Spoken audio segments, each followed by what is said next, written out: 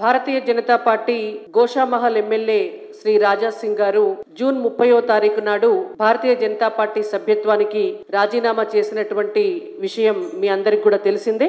అయితే వారు శాసనసభ్యులుగా ఉన్న నేపథ్యంలో వారి రాజీనామా లేఖను అప్పటి పార్టీ అధ్యక్షులు శ్రీ కిషన్ రెడ్డి గారు జాతీయ పార్టీకి పంపించడం జరిగింది. జాతీయ పార్టీ గత అనేక సార్లు కూడా రాజా సింగ్ గారు వారే పార్టీకి సస్పెండ్ చేసినా కూడా అనేక సార్లు వారిని మళ్ళీ పార్టీలోకి తీసుకోవడం జరిగింది.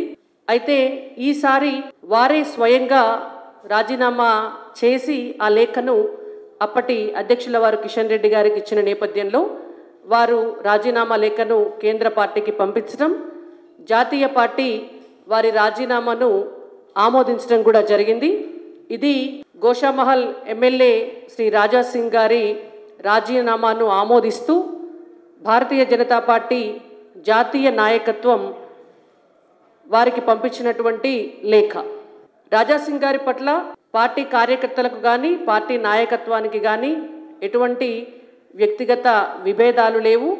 కేవలం క్రమశిక్షణ రాహిత్యం అనేటువంటి అంశం నేపథ్యంలోనే వారే రాజీనామా చేసిన నేపథ్యంలోనే ఈ రాజీనామాను ఆమోదించడం జరిగింది.